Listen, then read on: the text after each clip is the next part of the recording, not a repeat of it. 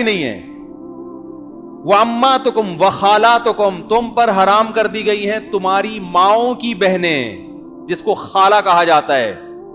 نہیں آ رہی بات, چاہے وہ تم سے عمر میں چھوٹی کیوں نہ ہو, لیکن چونکہ تم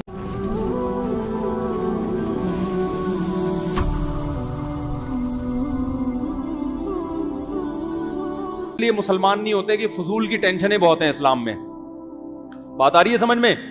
اس ہندو نے کمنٹ کیے نیچے میرے بیان کے نیچے کہ میں اس لیے اسلام قبول نہیں کرتا کہ اسلام میں یہ فضول کی ٹینشنیں بہت ہیں, کہ یہ ہو گیا تو اس سے نکاح نہیں ہو سکتا, یہ ہو گیا تو اس سے نکاح نہیں ہو سکتا. تو بھائی ہمارے لیے یہ ٹینشنیں کیوں ہیں؟ یہ غیرت مند لوگوں کی زندگی ایسے ہی ہوتی ہے کہ جب آپ کے بیٹے کی شادی ہوئی اور بہو بن کے کوئی عورت گھر میں آئی تو اسلام آپ کو یہ اجازت ہی نہیں دیتا کہ آپ اس پہ ہوس کی نگاہ ڈالو. اب آپ نے جب بھی اس کو دیکھنا ہے اپنی بیٹی کی حیثیت سے دیکھنا ہے, اور محفوظ ہے. اور یہ بھی اسلام نے بتا دیا بھائی یہ طلاق بھی دے گا تو آپ اس سے شادی نہیں کر سکتے, ہو ہی نہیں سکتا, راستہ بند. تو ہمارے پاس کتنی بڑی دلیل, کسی ایتھیسٹ سے پوچھو کہ یہ غلط ہے, وہ اگر غلط کہے گا تو غلط ہونے کی دلیل نہیں, وہ صحیح کہے گا تو صحیح ہونے کی دلیل نہیں. ہمارے پاس کتنی بہترین دلیل ہے, حرمت علیکم امہاتکم وبناتکم وعماتکم وخالاتکم وبنات الاخ وبنات الاخت وامہاتکم اللاتی ارضعنکم واخواتکم من الرضاعہ وامہات نسائکم وربائبکم اللاتی فی حجورکم من نسائکم اللاتی دخلتم بہن. کیا انداز ہے. میں نے ایک انگریز کے تبصرہ پڑھا تھا اس آیت پہ. اس انگریز نے لکھا کہ مسلمانوں کے پاس یہ جو آیت ہے نا, یہ ایسی خاندانی آیت ہے, خاندانی کا لفظ میں اپنی طرف سے کہہ رہا ہوں, اس کے جو الفاظ کا اپنی زبان میں ترجمہ کر رہا ہوں. اس نے کہا سوچو جس معاشرے میں اس قانون پر عمل کیا جاتا ہوگا کیسا پاکیزہ معاشرہ ہوگا وہ. یہ انگریز کے الفاظ ہیں. اور جس معاشرے کے پاس یہ قانون نہیں ہے, وہ بزبان حال یہ کہنا چاہ رہا تھا, تو اس معاشرے کی درندگی کا کیا عالم ہوگا, وہ کیسے فیصلہ کرے گی. الفاظ کیا ہیں قرآن کے, آپ اٹھا کے دیکھیں چوتھے پارے کا اینڈ. تم پر حرام کر دی گئی ہیں ہمیشہ کے لیے تمہاری مائیں. کبھی بھی انسان اپنی ماں سے اس قسم کا ریلیشن نہیں کر, ہمیشہ کے لیے حرام. وبناتک, اور ماں میں نانی دادی خود بخود آتی ہیں, وہ بھی ام میں ہی آتی ہیں. وبناتکم, تم پر حرام کر دی گئی ہیں ہمیشہ کے لیے تمہاری بیٹیاں, اور اس میں پوتیاں اور نواسیاں بھی اسی بیٹیوں میں ہی آتی ہیں. حرمت علیکم امہاتکم وبناتکم واخواتکم, تم پر ہمیشہ کے لیے حرام کر دی گئی ہیں تمہاری بہنیں, چاہے ماں شریک ہوں یا باپ شریک ہوں, سب اس میں آ گئی. واخواتکم وعماتکم, تمہارے باپ کی بہنیں تم پر ہمیشہ کے لیے, بولو بھائی, پھپھی جسے کہتے ہیں, مقدس رشتہ ہے. جب اپنے باپ کی بہن پہ نگاہ ڈالو گے ماؤں والی نگاہ ڈال سکتے ہو, کوئی اور نگاہ ڈالنے کی اجازت, بولو بھائی, نہیں. یہ ہے ہی نہیں, یہ نکاح کا محل ہی نہیں ہے. وَأَمَّاتُكُمْ وَخَالَاتُكُمْ, تم پر حرام کر دی گئی ہیں تمہاری ماؤں کی بہنیں, جس کو خالہ کہا جاتا ہے. نہیں آ رہی بات, چاہے وہ تم سے عمر میں چھوٹی کیوں نہ ہو, لیکن چونکہ تمہاری ماں کی بہن ہے تو لیول اس کا وہی ہے نا, تو جب اس پہ نگاہ ڈلے گی ماں والی نگاہ ڈلے گی. وَأَخَوَاتُكُمْ وَخَالَاتُكُمْ وَبَنَاتُ الْأَخِ, تمہارے بھائی کی بیٹیاں تم پر حرام ہیں, کیونکہ تمہارے بھائی کی جو بیٹی ہے وہ تمہاری بیٹیوں کی طرح ہے, کبھی بھی اس سے نکاح نہیں ہو سکتا. وَبَنَاتُ الْأُخْتِ, تمہاری بہن کی بیٹیاں جو تمہیں ماموں کہتی ہیں, تمہارے بھائی کی بیٹیاں تمہیں چاچو کہتی ہیں. یہ کیسا رشتہ ہے کہ ایک طرف چاچو بھی کہہ رہی ہیں, انکل بھی بنا رہی ہیں. انکل کا اصل میں تو چچا سے نکلا ہے, وہ انگریزوں نے پھر اس کا مفہوم اتنا وسیع کر دیا کہ پوری دنیا کو انکل بنا دیا انہوں نے. جب وہ تمہیں چچا کہہ رہی ہے, تمہیں احترام دے رہی ہے, عزت دے رہی ہے, تو اب اس سے یہ ریلیشن قائم نہیں ہو سکتا, نہ حلال نہ حرام. حرام تو ویسے ہی حرام ہے, حلال بھی نہیں ہو سکتا. وَبَنَاتُ الْأُخْتِ وَأُمَّهَاتُكُمُ اللَّاتِي أَرْضَعْنَكُمْ, کیا انداز ہے قرآن کا. وہ مائیں جنہوں نے بچپن میں گود میں لے کے تمہیں دودھ پلا دیا, ان سے بھی ایک تقدس کا رشتہ قائم ہو جاتا. پہلے تو بہت ہوتا تھا, اب کم ہوتا ہے. مالدار عورتیں پہلے بچے خود نہیں پالتی تھیں, عرب میں دستور تھا, پیسے دے کے کسی کو کہتے ہیں تو پال لے, جب بڑا ہو جائے ادھر دے دینا. میں اس لیے جو ڈیفینس کلفٹن کی عورتیں ہیں نا, ان سے کہتا ہوں کہ آپ سے اگر بچے نہیں پل رہے ہیں نا تو پیدائش کو روکو مت, پیدا کر کے دائیوں کو پکڑا دیا کرو, یہ پھر بھی بہتر ہے اور یہ ثابت ہے اسلاف سے. خود ہمارے نبی صلی اللہ علیہ وسلم کی والدہ محترمہ نے نبی کی ولادت کے بعد مائی حلیمہ کے حوالے کیا نا, حوالے کر دیا. تو مائی حلیمہ بھی آپ صلی اللہ علیہ وسلم کی کیا بن گئی؟ ماں بن گئی, کہ انہوں نے دودھ پلایا نبی صلی اللہ علیہ وسلم کو. تو جو عورت آپ کو بچپن میں دودھ پلائے, ایک تقدس کا رشتہ بولو بھائی قائم ہو گیا. اب اس سے نکاح کا سوچنا یہ غلط ہے, ماں بیٹی کا رشتہ بن گیا. اور اللہ نے کیا فرمایا؟ وَأُمَّهَاتُ نِسَائِكُمْ, تمہاری بیوی کی جو ماں ہے وہ بھی تمہاری کیا ہے؟ مدر ان لا ہے نا.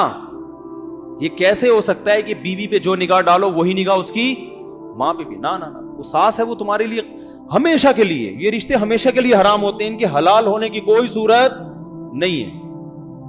وَرَبَائِبُكُمُ اللَّاتِي فِي حُجُورِكُم مِّن نِّسَائِكُمُ اللَّاتِي دَخَلْتُم بِهِنَّ, جس عورت سے تم نے نکاح کیا اور رخصتی بھی ہو گئی, اس عورت کی بیٹی بھی تم پہ ہمیشہ کے لیے حرام, کیونکہ تم اس کے سوتیلے باپ بن گئے. فادر ان, یہ بھی ایک طرح کا فادر ان لا ہے, اسٹیپ فادر ہے, اور یہ اسٹیپ ڈاٹر ہے.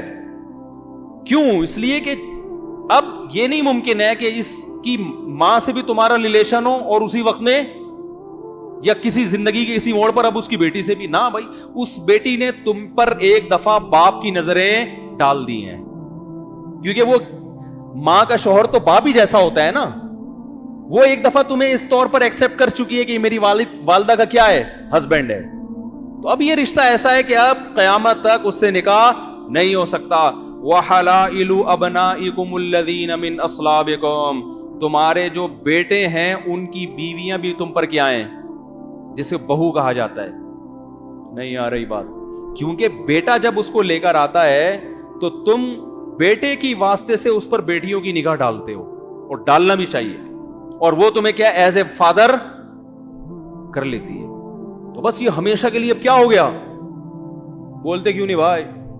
اور قرآن نے یہ بھی کہا وَأَن تَجْمَعُوا بَيْنَ الْأُخْتَيْنِ, اور دو بہنوں کو نکاح میں جمع کرنا بھی کیا ہے؟ کیونکہ ایک عورت سے جب تمہارا کوئی ریلیشن ہے, اس کی موجودگی میں اس کی سگی بہن سے بھی یہ ریلیشن ہو, اس کو بھی اسلام غیرت کے خلاف سمجھتا. ہاں اس سے علیحدگی کے بعد نکاح ہو سکتا ہے, اور حدیث کے مطابق خالہ بھانجی سے بھی ایک ٹائم پہ نکاح نہیں ہو سکتا, پھوپھی بھتیجی سے بھی ایک ٹائم پہ نکاح نہیں ہو سکتا. آگے اللہ نے فرمایا وَأُحِلَّ لَكُم مَّا وَرَاءَ ذَلِكُمْ, اس کے علاوہ جتنے رشتے ہیں تمہارے لیے کیا ہیں؟ حلال. یہ اللہ نے تسلی دے دی. تسلی اس طرح دے دی کہ اللہ اتنے سارے تو نے خواتین کی لسٹ پیش کر دی جن سے نکاح ناجائز ہے, تو ہم تو ساری زندگی نکاح ہی نہیں کر سکیں گے. تو اللہ نے بتایا اس کے علاوہ بہت ہیں, ٹھیک ہے نا, ہول سیل کے حساب سے ہیں, ٹینشن لینے کی ضرورت نہیں ہے. اور خاص طور پر اگر تم مولانا طارق مسعود صاحب کا بیان سنتے ہو پھر تو اس معاملے میں بالکل ٹینشن چھوڑ دو. وہ ہمارے بھانجوں نے کہا تھا نا, ابھی جمعے کو میں نے بیان میں بتایا تھا, 17-18 سال کے ہیں, مجھے کہنے لگے ابے ہمارے لیے کیا پرابلم ہے. وہ گھر میں جا کے ذکر کر رہے ہیں کہ ابھی ہماری آمدن تو کچھ ہے نہیں, تو کچی آبادی میں 2000 روپے کرائے پر کمرہ مل جاتا ہے, کسی بیوہ سے کر لیتے ہیں.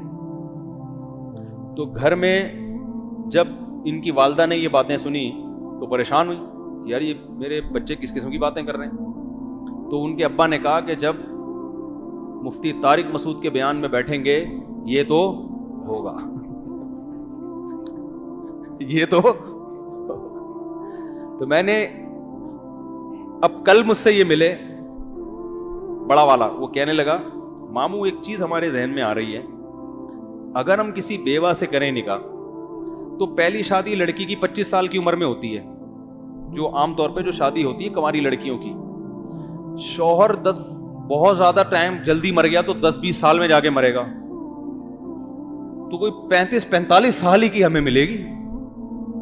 تو مطلب پریشان ہو رہے تھے یار یہ کیسے کریں, ہم اتنی قربانی بھی دیں اور 2000 کا گھر بھی لیں اور پھر کچی آبادی میں بھی جائیں اور وہاں بھی رہیں, اور یہ کیسے. میں نے کہا بھائی یہ آرڈر پہ بیوہ کروائے بغیر یہ کام نہیں ہو سکتا. یہ کام اگر آپ اس عمر میں چاہتے ہو تو اس کے لیے کوئی ایسے ادارے سے رابطہ کرو جہاں یہ بورڈ لگا ہوا ہو کہ ہمارے ہاں اور آرڈر پہ عورتیں باقاعدہ بیوہ کروائی جاتی ہیں. قدرت کی طرف سے کسی کے بیوہ ہونے کا انتظار کرو. اور میں نے کہا دوسری بات یہ کہ یہ آپ کی سوچ بہت اچھی ہے, نظریہ بہت اچھا ہے, اپریشیٹ کرتا ہوں, لیکن مسئلہ پتہ ہے کیا ہے, کیونکہ ابھی آپ کی جیب میں روکھڑا بالکل بھی نہیں ہے. تو 45 سال کی بھی کوئی بیوہ مل جائے نا تو غنیمت ہے. جو قدرت کی طرف سے بیوہ جلدی ہو گئی ہو. تو عورتیں سب سے پہلے کیا دیکھتی ہیں؟ روکھڑا دیکھتی ہیں. وہ میرا کلپ بھی بڑا وائرل ہوا ہے اس بارے میں, تو وہ تو دیکھتی ہیں. تو لیکن پھر میں ان کے والدین سے کہتا ہوں اگر کوئی مل جائے ان کو فری میں تو کر لو, کس نے منع کیا ہے, لیکن ہوتا نہیں ہے. اور اگر کوئی ملے گی تو ڈر ہی ہوتا ہے کہ وہ فراڈ ہی نہ ہو. اچھا, اس پہ ایک علمی نقطے کی بات بھی ہے, وہ پھر کسی اور, کیونکہ پورا بیان پھر ادھر ہی چلا جائے گا, پھر میں کسی اور وقت اس کو میں بتاؤں گا کہ یہ میں کبھی یہ نہیں کہتا کہ منہ اٹھا کے جہاں چاہے نکاح کر لو. ٹھیک ہے نا, نکاح میں سب سے پہلے یہ دیکھنا پڑتا ہے غریب لڑکی سے کرو, یہ تو فائدے کی چیز ہے, لیکن یہ دیکھنا پڑے گا کہ آپ کی نسل نہ خراب ہو جائے, اور یہ قرآن سے بھی ثابت ہے. میں غریب لڑکیوں سے نکاح کا مشورہ بھی دیتا ہوں, بیواؤں سے بھی دیتا ہوں, طلاق یافتاؤں سے بھی دیتا ہوں, لیکن چند چیزوں پہ کمپرومائز نہیں کرنا. اگر کوئی ایسا خاندان ہے جن میں تمیز ادب ہے ہی نہیں, چور اچکے ہیں وہاں کے لوگ, عورتیں, پھر شادی آپ کو پھر نہیں کریں, کیونکہ بچے ماں کو فالو کرتے ہیں. آج کل باپ کو کوئی نہیں لفٹ کراتا. آپ کے بچے اس ڈیزائن کے پیدا ہوں گے کہ آپ بولو گے یار یہ کیا عذاب میں ڈال دیا ماموں نے. ٹھیک ہے نا, تو اس پہ کمپرومائز نہیں کرنا ہے. پھر یہ قرآن سے کہاں ثابت ہے یہ میں کسی اور وقت بتاؤں گا.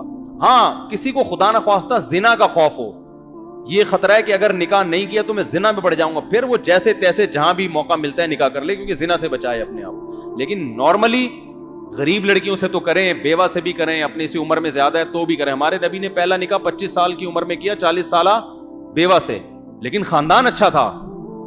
جیسے ہی نبی کو نبوت ملی ہے سب سے پہلے تصدیق حضرت خدیجہ نے کی. ان کے تسلی کے الفاظ جیسے تھے نا, اس سے پتہ چلتا ہے کہ بڑے اچھے خاندان کی تھیں. کیا ارشاد فرمایا رسول اللہ صلی اللہ علیہ وسلم سے, آپ نے فرمایا ایسے فرشتہ آیا یوں کیا تو آپ پریشان تھے. انہوں نے فرمایا کہ اللہ آپ کو رسوا ہونے نہیں دے گا, اس لیے کہ آپ ہمیشہ بیوہ عورتوں کو سہارا دیتے ہیں, مسکینوں کا, یتیموں کا خیال کرتے ہیں. آپ کی زندگی اتنی اچھی گزری ہے. جن کے اعمال ایسے خاندانی ہوتے ہیں ان کے ساتھ اللہ کی